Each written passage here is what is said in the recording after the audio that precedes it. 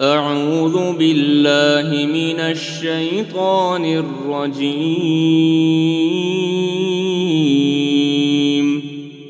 بسم الله الرحمن الرحيم.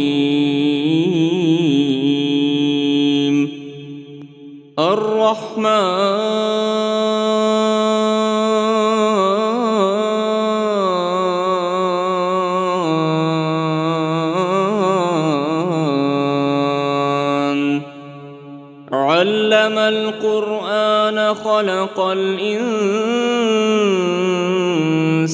علمه البيان.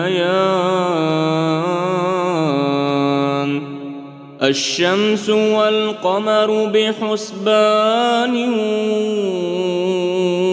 والنجم والشجر يسجدان والسماء رفعها ووضع الميزان ألا تطغوا في الميزان وأقيموا الوزن بالقسط ولا تخسروا الميزان. والأرض وضعها للأنام فيها فاكهة والنخل ذات الأكمام والحب ذو العصف والريحان. فبأي آلاء ربكما تكذبان؟ خلق الإنسان من صلصال كالفخار وخلق الجان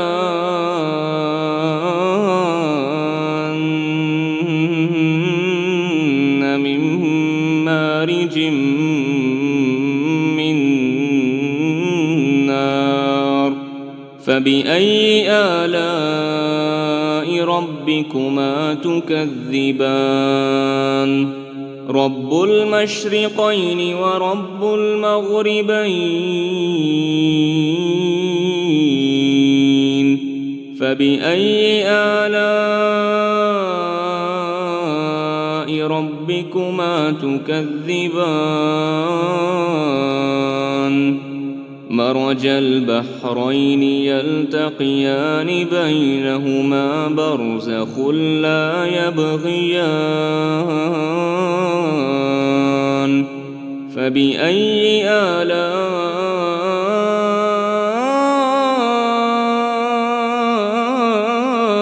ربكما تكذبان؟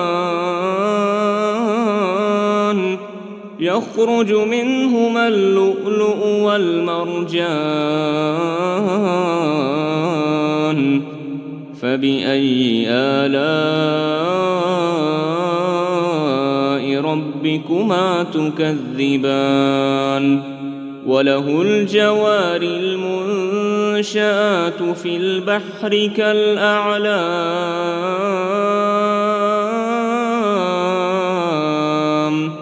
فبأي آلاء ربكما تكذبان؟ كل من عليها فان ويبقى وجه ربك ذو الجلال والإكرام.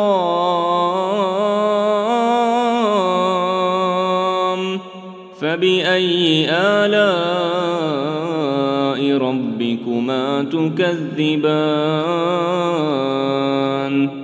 يسأله من في السماوات والأرض كل يوم هو في شأن. فبأي آلاء ربكما تكذبان؟ سنفرغ لكم أيها الثقلان فبأي آلاء ربكما تكذبان يا معشر الجن والإنس إن استطعتم أن تنفذوا من أقطار السماوات والأرض فانفذوا لا تنفذون إلا بسلطان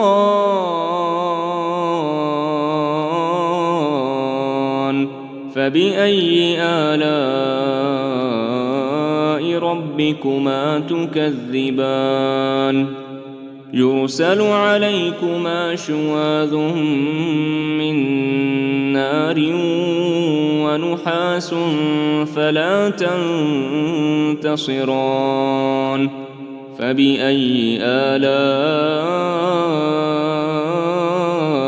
ربكما تكذبان فإذا انشقت السماء فكانت وردة كالدهان فبأي آلاء ربكما تكذبان فيومئذ لا يسأل عن ذنبه إنس ولا جان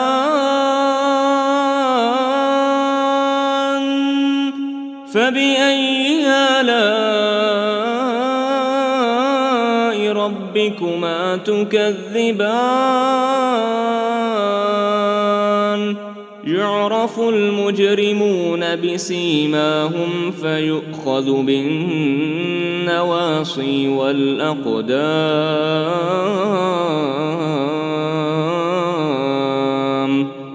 فبأي آلاء ربكما تكذبان هذه جهنم التي يكذب بها المجرمون يطوفون بينها وبين حميم آن فبأي آلاء ربكما تكذبان ولمن خاف مقام ربه جنتان فبأي آلاء ربكما تكذبان ذواتا أفنان فبأي آلاء ربكما تكذبان فيهما عينان تجريان فبأي آلاء ربكما تكذبان فيهما من كل فاكهة زوجان فبأي آلاء ربكما تكذبان متكئين على فرش بطائنها من استبرق وجنى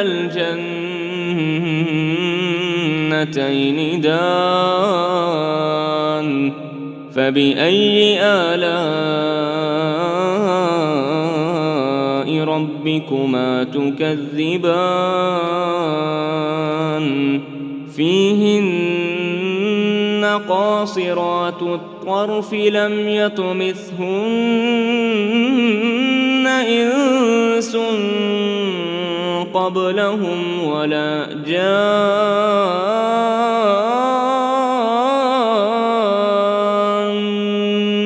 فبأي آلاء ربكما تكذبان كأنهن الياقوت والمرجان فبأي آلاء ربكما تكذبان هل جزاء الإحسان إلا الإحسان فبأي آلاء ربكما تكذبان ومن دونهما جنتان فبأي آلاء ربكما تكذبان مدهامتان فبأي آلاء ربكما تكذبان فيهما عينان نضاختان فبأي آلاء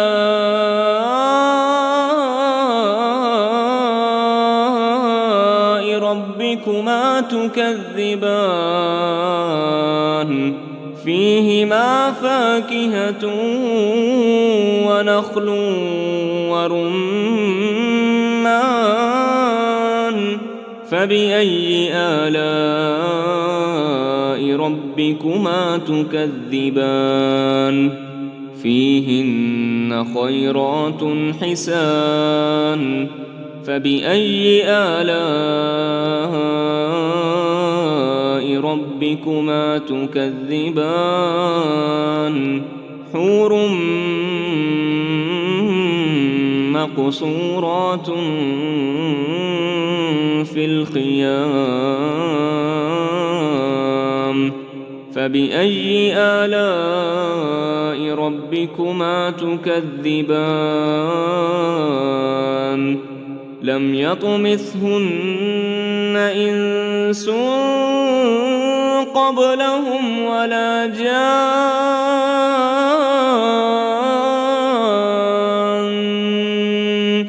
فبأي آلاء ربكما تكذبان متكئين على رفرف خضر وعبقري حسان فبأي آلاء